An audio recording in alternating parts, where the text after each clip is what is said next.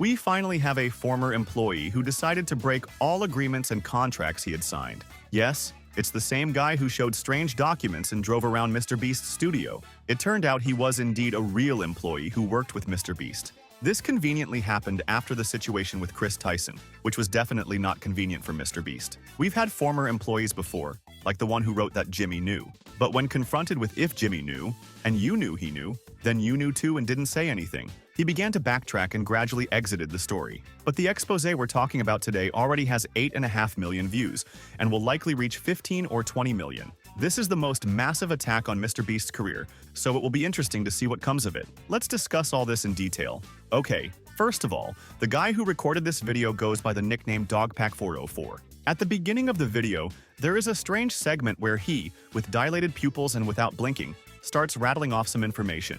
Hi, I wanted to provide some context to this video. I'm a former MrBeast employee, and today I am alleging that the company rigged videos and did illegal lotteries and sold fake signatures. I would consider that fraud, okay? Thank you, enjoy the It's pretty creepy, actually, but he seemed to say he made the whole video on mushrooms, and then when this was used against him, he began to deny it, saying it was just jokes, and that he hadn't touched anything like that for a long time. But seeing those pupils, I have my doubts. Nevertheless, the video resonated for a reason. And not just because, after this video, MrBeast's company sent this guy legal threats, confirming that he was indeed a former employee, and strengthening the public's belief that many things in this expose were true. There are many things of varying degrees of importance in this video, like the small details that MrBeast's team added a lot of computer graphics to the background, that the animals they supposedly encountered randomly were actually trained professional animals hired in advance. Remember the video where MrBeast's team had to survive on a raft and sleep there during the rain and all that? It turned out that at night, Jimmy actually slept on a yacht that came close to the raft. Some things that created intrigue in the video, like revenge and rivalry between two men, were added in post-production because these two guys were too far apart. And there were completely silly things like the island Jimmy bought for $1, which actually cost him not $1 because there was also a $27 tax or something like that. But here we get to more serious things gradually. Okay, the first thing that stands out is the video where the boys were against the girls. According to the former employee and several witnesses, Jimmy didn't really want the girls to lose by a large margin, thinking it would be bad for PR, so the girls were monitored much less, allowing them to break the rules. And secondly, when there was one guy in the boys' team who could solve a Rubik's Cube, giving them an advantage, Jimmy approached him, gave him $10,000 and told him he could leave. The funniest thing is that these $10,000 were more than each team member would have received even if they won. And in the end, surprise, surprise, the girls won by 2 points. Next, there's the segment about how MrBeast often uses his acquaintances, friends, relatives, and so on. Many participants, especially when it comes to massive videos, are MrBeast's acquaintances. But the worst case is this friend of his, a friend who specifically moved to the same state where Jimmy films everything, and a friend who regularly appears in his videos. And we have such a case. A competition, lots of people, and oh my god, MrBeast's friend suddenly loses first. But it turns out that MrBeast had a secret prize for last place, a brand new Tesla. What a coincidence that his friend was the first to lose, and other times when he won challenges at the last second.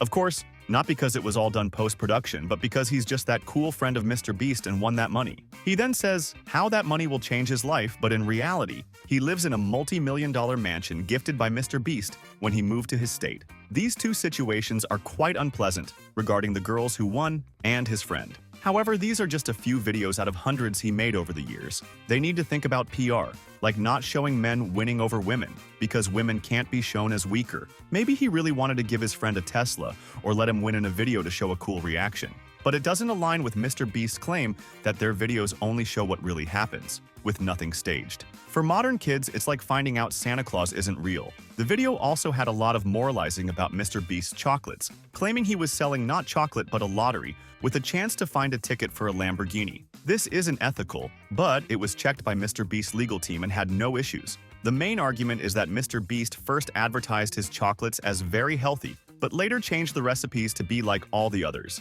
He got kids used to gambling, so they bought the chocolates not because they were tasty, but to win money or a chocolate factory. Now, let's move to more serious things. The video author explains that many of MrBeast's giveaways are fake and likely illegal. Given that many other YouTubers did this, and MrBeast has done a lot of good in the world, I don't think it's that bad. Yes, he used any means to reach those 300 million, but can we judge him for that? Another problem is breaking the law by exploiting a child audience. The video shows footage from a deleted stream, only available on Facebook, which was also deleted after the exposure video. In the footage, we see two interesting things. First, the clothes bought should be signed by MrBeast, but we see other team members signing them. Kids bought these shirts hoping they'd be signed by MrBeast. The second issue, the cornerstone of the current scandal, is during the stream, Jimmy said things like the first one to order within 30 seconds would get $1,000 in their order, a new iPhone, etc. MrBeast constantly baited kids on his stream to buy clothes, promising cool stuff in the next orders,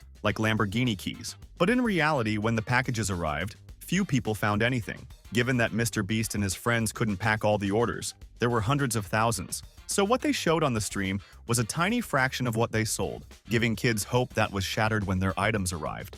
For reference, many experts who watch this video, including the video's author, state that under US laws, such actions are illegal and constitute fraud. It's not surprising that this stream was deleted from all platforms except Facebook, where it was removed only after this video's release. Additionally, there were numerous minor issues like MrBeast essentially managing his child audience to, for example, go to Walmart, check how his chocolates are displayed, and if they're poorly placed, ask an employee to arrange them correctly. This is quite strange, as kids shouldn't be working for him. But personally, I found the point about psychological impact interesting. MrBeast has a whole team of psychologists figuring out how to effectively influence children. Their goal is to create an authority figure image, like a parent, government, or whatever, so that the child subscribes to MrBeast, associating him with rewards. This way, the child, or any adult aware of MrBeast, will immediately comply and work for the benefit of MrBeast's brand. However, these things are hard to confirm, so for now,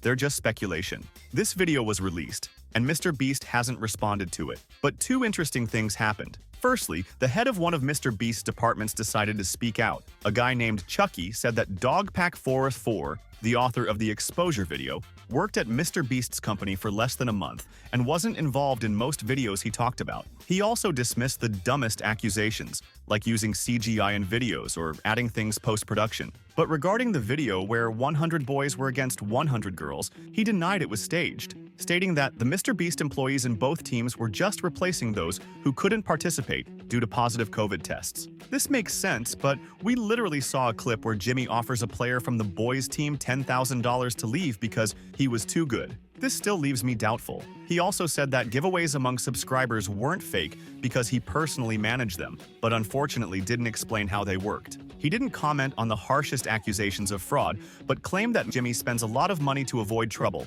and is offended by these false accusations. He also emphasized that the exposer was on rooms and might have made most of it up. However, Chucky not addressing the main concerns made many viewers believe the exposure video was accurate. I think you understand the current situation around MrBeast. His friend Chris Tyson, who was with him from the beginning, was just cancelled, and there are screenshots from Discord and other places showing MrBeast's involvement. So he's indirectly tied to many things, and people want to hold him accountable. This isn't about MrBeast doing something truly horrible. It's about him being so big that canceling him is a challenge for internet culture. His personality irritates many people worldwide, and they want to prove that no one is too big to fail. People hate MrBeast but struggle to explain why.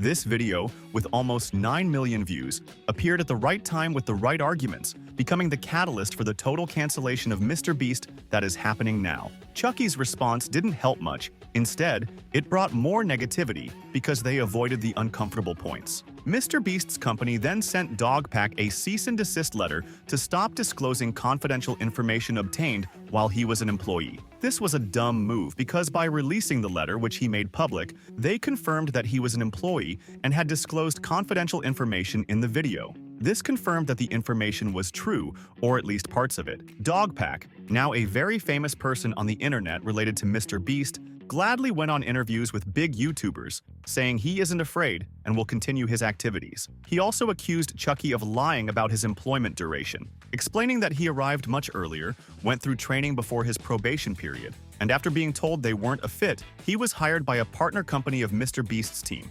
continuing to work on videos almost directly with MrBeast. This contradicts Chucky's claims about his incompetence. Then, another letter arrived, labeled as the final warning, stating that MrBeast's company and founder Jimmy Donaldson were very displeased with the allegedly false claims that violated confidentiality agreements shown in the video. It seems MrBeast's company wanted to hush things up, hoping Dogpack would quietly delete his video. But Dogpack continued to publicize everything. And although public sentiment is on his side and YouTubers generally support him, no major YouTube influencers want to oppose MrBeast. The exposer stated that this was just the first part, with more parts to come, indicating MrBeast might be stuck in this for a long time. In my opinion, many of these things are minor issues. Building a huge media empire without doing some unethical things is nearly impossible. They might have used child psychology to sell products and create hype. But honestly, I don't want to set myself up as a moral guide. Regarding the fraud accusations, I don't think Jimmy did it intentionally. He probably wanted to create excitement on the stream, but later his legal team told him it wasn't appropriate, leading to the streams being deleted. The incident with his friend winning is unpleasant but understandable, as his friend had a YouTube career too, and MrBeast wanted to include him. It's not respectful to other participants, but these instances are rare. Knowing such things happen is good, but it's not extremely bad. MrBeast isn't perfect, but it's impressive how much good he has done. Despite all the good deeds, one mistake or negative thing can overshadow everything. This audience probably hasn't done a fraction of the good Jimmy has done. Now, with the situation reaching a boiling point due to the Chris Tyson incident, people are angry at MrBeast and don't want to let go of the story. They want to see his downfall. YouTubers are making thousands of videos claiming his career is over. MrBeast is a huge brand with a large production team. If he comes out and says, "Sorry guys, this was unpleasant, but we fixed it," and releases a new video that gets 100 million views, that might be enough. This is only necessary because the exposé got 9 million views and can't be ignored. Bye.